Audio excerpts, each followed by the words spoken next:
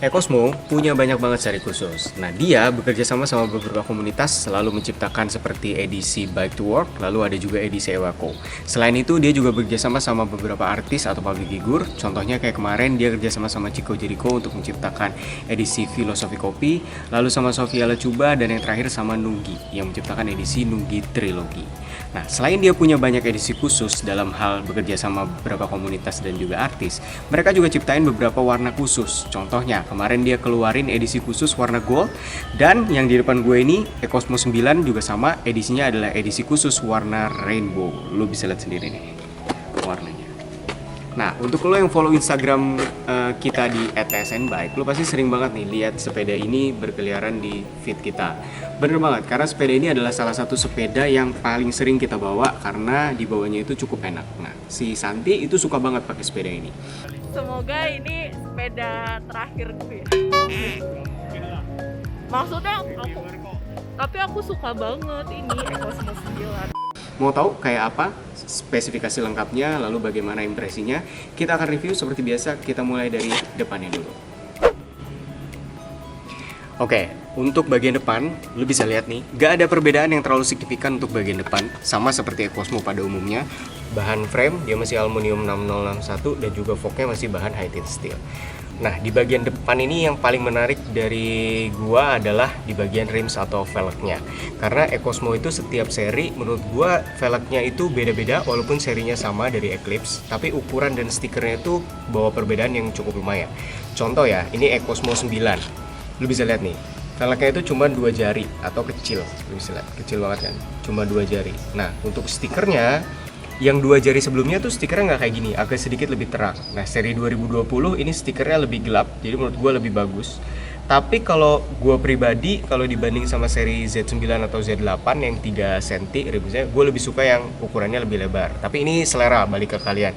Kalian lebih suka rims yang lebar atau rims yang tipis kayak gini. Tapi untuk secara fungsi, menurut gue semuanya sama aja. Ini cuma beda di tampilan sama stikernya. Untuk bagian hub, ini udah bearing, udah quick release dari Iron. Untuk bagian rem, dia udah pakai rem hidrolik dari Tektro yang kualitasnya menurut gua oke banget, karena Tektro selama gua pakai sejauh ini belum ada masalah. Kita naik, dia udah ada front block. Nah, beda lagi di bagian kabel. Kalau Z9 dia kabelnya udah pakai kabel dari Jaguar. Nah, kalau yang Ecosmo 9 ini dia belum pakai Jaguar, jadi masih pakai edisi biasa atau no brand di bagian sini. Untuk bagian handle post, ini menurut gua sama persis yang dipakai sama si Z9. Kualitasnya, terus rigidnya, dipakainya, itu enak banget, udah cukup enak. Menurut gua ini salah satu handle post yang paling kuat saat ini di pasaran ya, modelnya seperti ini, jadi oke banget.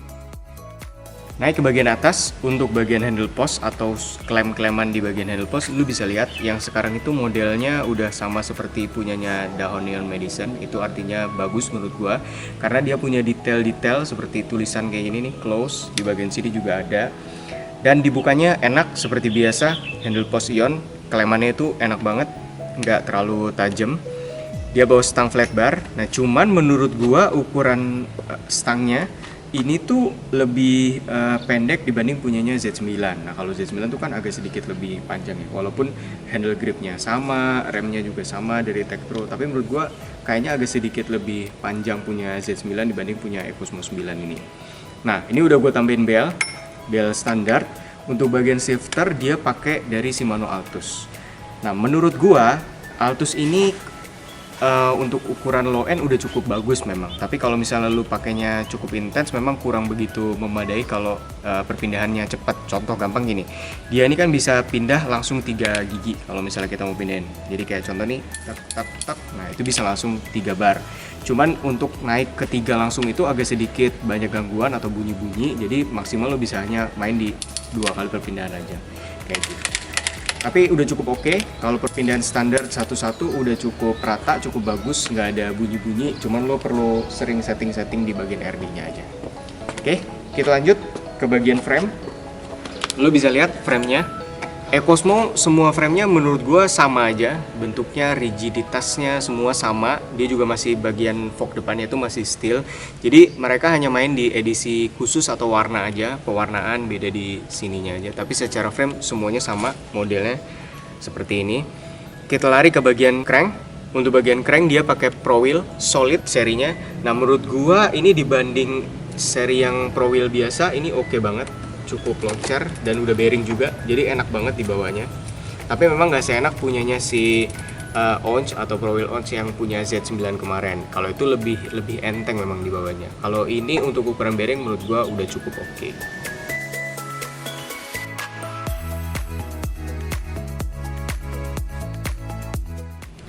Untuk seat clamp masih sama dari semua seri Cosmo, pakai iron. Di bagian sini juga masih sama, seat post 33.9. Dan menurut gua serinya oke, dia cukup halus. Nah, untuk bagian saddle ini sama seperti punyanya Z9. Artinya itu bagus, empuk dan juga sporty tipenya. Jadi enak banget dibawanya, dipakainya juga cukup enak. Oke, lari ke bagian belakang, lu bisa lihat grup setnya, dia RD-nya pakai dari Altus, jadi artinya di bagian RD dan juga shifter dua-duanya masih pakai Altus. Nah, perpindahannya ini oke banget menurut gua, cukup lancar, dipindahin, diturunin tuh enak banget, nggak ada masalah di lari-lari atau bunyi-bunyi. Cuman memang kalau untuk pemakaian yang intens kayak gue biasa pakai, yang kita biasa kalau misalnya mau nanjak itu kita langsung naikin ke 2 gigi atau kita turuninnya lebih cepat, itu memang agak sedikit lambat responnya. Jadi memang nggak sekelas Sora atau Diore. Tapi untuk ukuran medium class dan 9 speed ini menurut gue udah cukup oke. Nah untuk bagian gear set dia pakai 1132. Nah menurut gua untuk ukuran segini memang nggak begitu nggak begitu padat ya. Jadi agak sedikit longgar. Tapi di bagian yang paling atas atau bagian gigi satunya itu udah cukup enteng.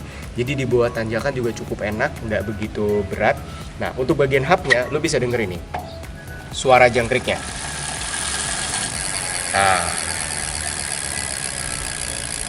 memang standar, nggak begitu kencang, tapi ini udah bearing walaupun bearingnya masih 2 ya, belum 4. Jadi menurut gue sih udah cukup oke di bagian hub sini. Jadi enak dibawanya, di bagian cranknya juga enak, digencetnya, di bagian belakang juga enteng, komposisi gear setnya juga cukup memadai untuk kelas medium. Nah, di bagian ban, nah ini ada yang menarik nih. Tadinya ya, gue pikir ini tuh Kenda.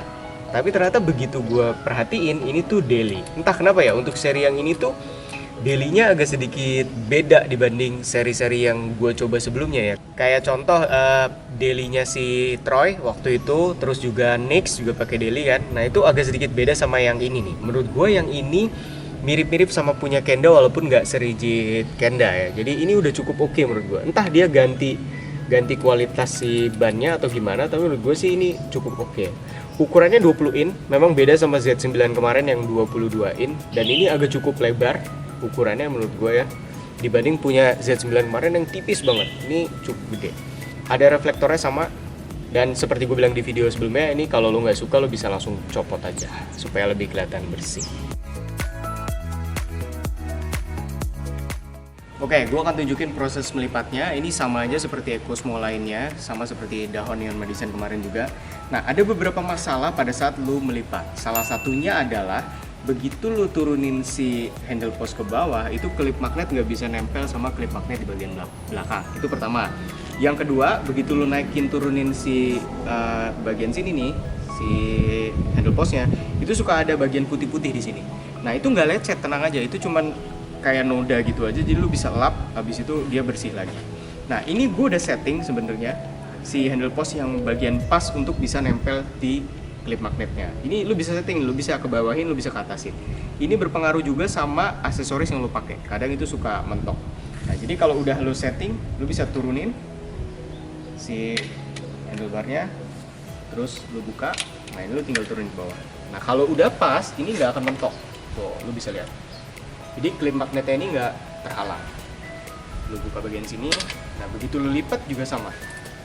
Ini dia bisa langsung kelipat secara presisi. Nah, nempel gitu. Oke. Nah, Ini sengaja gak gua turunin di bagian seat post karena gue mau tunjukin ke lu semua kalau si EcoSmo ini bisa didorong juga sama seperti si Dahodian Madison. Hampir semua seri EcoSmo itu bisa didorong dengan lancar kecuali yang ukurannya 22 memang agak sedikit goyang-goyang, tapi kalau seri ini dia enak banget didorongnya. Oke, untuk harga, gue dapat harga sepeda ini di angka 5,2 juta. At least itu cukup ada di atas pasaran sedikit karena pada saat itu HET-nya di 5 juta. Nah, ini gue dapat 5,2 juta. Gue dapat di bulan Juni. Gue cek di bulan Juli harganya udah 5,7 juta untuk seri ini. Dan mungkin kalau sekarang lu nonton video ini mungkin udah sekitar 6 sampai 6,5 juta untuk seri EcoSmo 9 ini. Dan barangnya cukup susah. Gue udah cek di beberapa toko itu kosong semua, nggak ada barang. Nah, untuk harga 5,2 menurut gua ini cukup oke, cukup worth it dengan spesifikasi yang dia bawa. RD shifter udah bagus, speed juga udah 9, rem udah hidrolik, jadi udah cukup enak dibanding seri-seri lain dengan harga yang sama.